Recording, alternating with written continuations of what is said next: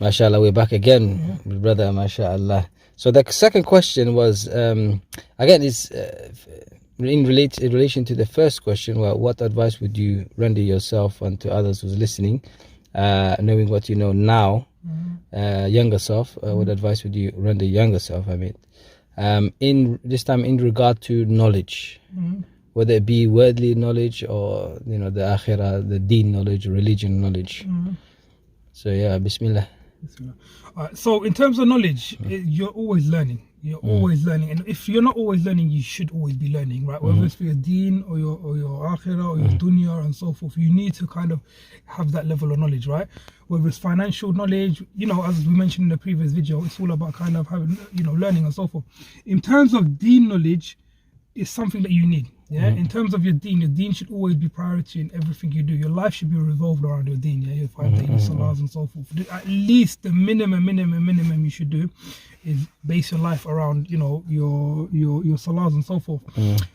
In terms of knowledge, you always need it. And when people think knowledge, they think studying. It's not always about studying. It's all about understanding life, how to have a family. Knowledge in the seerah and so forth. So knowledge is something that's always going to be there, and you should always be learning about knowledge and so forth. Okay, so I mean, you're a teacher yourself by profession. So let me break it down, because so that whoever's listening would appreciate.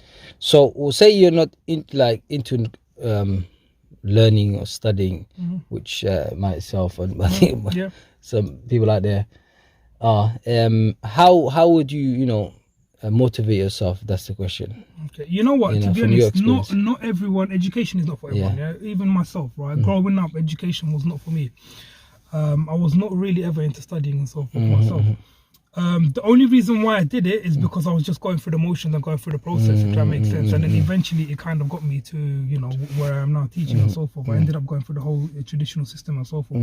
But what I do advise the younger people out there is, look, you don't have to follow that traditional route. If I knew what I knew when I was young, I wouldn't have gone through that traditional route, because that felt like that was the only option available to me. Now, can you break that down? Because this is what I'm interested in. Why would you not go through the traditional route? Because at the end of the day, what you end up doing is you end up forcing yourself to do something that you don't really want to do and you half-heartedly wanted to do. Now, can you imagine if I had done that into something that I really enjoy? Does that make sense? So, for example, I love doing sports, for example, right? Okay. So if I wanted to kind of get myself involved in sports as a sports coach and so forth, I would have been able to become a sports coach at the same time as enjoying it as well, at the same time. Does that make sense? Rather than having to do something because of going through the motions. If I was going for a sports coach, for example, I would have gone through the motions whilst also enjoying and loving what I do, if that makes sense. So okay, so let me ask you again. Let me break it down. So some youth, or even some young adults, they don't know what they want to do or they like. And that was exactly the same situation as me. So how would you, what advice would you give them? They don't know yet which field or what they have passion or like, and then go for that. So what would the advice with them? Not everyone has a passion. That's the thing. Not everyone is, or something they liked, So in terms of that, for example, me, I didn't know what I wanted to do until I was 21-ish. Because the only reason why is because situations where I was graduating, I was thinking, oh my days, now I need to start thinking actually what I wanted to do. If you had asked me at 18, 19 what I wanted to do, I would have no idea. I would have no idea. I would have just, shrugged my shoulders, as you're saying.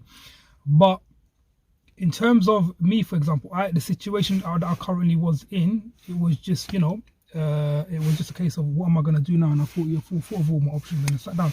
So sometimes with the youth, sometimes they need to be put in a situation, to kind of actually start acting. One thing I would say is, look, don't worry too much if you don't know what you want to do, but do something. That's what I always say. Do something, don't do nothing. Does that make sense? At least have something. Do something. Even if it's going through the motions, that's better than not doing nothing, if that makes sense. If you're, for example, if you're doing your A-levels, do your A-levels or your B-Tech or whatever you're doing. Do it for the sake of it, even if you don't want to know what to do. The only other alternative is just to do nothing and stay at home. Or do something you don't want to do. I don't know, working X, Y, and Z in a place you don't want to be working and so forth. So a lot of people in life, they have these kind of moments that kind of keep pushing yourself, until even if it's something you don't want to do. Does that make sense? Until you have that spark. Okay. Does that make sense? Okay, that's a nice one. Okay, Hookley, in regard to religion,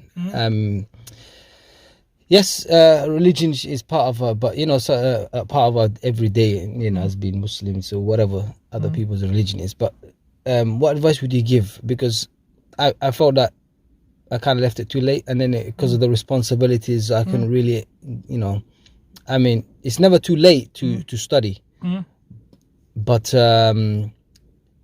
if I did it younger, when I was younger, I'd be a lot better where I am, if that makes sense. So what advice would you give him? Alright, so first of all, I'll see this to a lot of people, don't kick yourself. Even though you started late, don't kick yourself, because life is a process. Does that make sense? For example, in your instance, had you carried on with your football career and were all successful and this and that and this and that and this and that, yeah, you have with everything that you ever wanted in terms of dunya and stuff like that, you might have never found Allah. Does that make sense? So in terms of timing of when you find Allah, even if you've gone through all the negatives in life and everything in your life was, a total wreck and so forth, and you are at least you've got some sort of relationship with Allah, it's Allah's plan. Does that make sense? So don't kick yourself too much, yeah? For example, someone like you just said it, and I know you personally, we know each other quite well. And I know you kick yourself every so often. I could have started earlier. But had you not gone through that process, you would not be where you are today. Yeah, you might have done your deen. You might have been in a place where your deen is half-hearted, or if anything, Allah might not even guided you. If that makes sense. So. And also, can I say, I know this is your, but also think not just for yourself, for your future children, because your children, because if you don't have the knowledge, how are you going to pass that to them? You know what? It's good you bring this point up, obviously, because I'm a new parent myself, 2 kids. It's very, very important. You from the moment that they come out, you establish deen in the house. Yeah. And when I mean establish deen in your house, you establish it with yourself first. Right? So I'll give you an example. My 2-year-old. She'll see me praying, she'll jump and she'll do sajda. Obviously baby doesn't know what I'm doing, but following my actions. Your kids will follow you. Yeah, your kids will follow you. Give you a scenario. I was praying Fajr. This was my sister's house. Praying Fajr. Literally, babies, they wake up, literally saw me without crying, or normally, they cry for them, but without crying, she saw me praying, go straight to the sajda. So you have to be a catalyst for your kids. So in terms of, saying you want to do X, Y, and Z, and a lot of people have ambitions. I want my kid to be an alim, hafiz, and so forth. It's all talk, right? It's all talk. Unless you yourself, are practicing deen, unless you yourself are an example to your kids, no way are they going to pick up the deen. Yeah, okay? They'll have to find their own way and so forth. So you have to be the example. So change comes with them first. If you're changing, your kids would naturally see that, and and they would bring the deen onto themselves. Does that make sense? Obviously, there's certain other aspects as well. You have to do things with hikmah. You have to do things in balance and so forth. Like we do in our deen. Everything's just middle ground, isn't it? You take middle ground and everything. So yeah. Okay, mashallah. So that was in regards to knowledge, yeah? Yeah, okay. Jazakallah khair.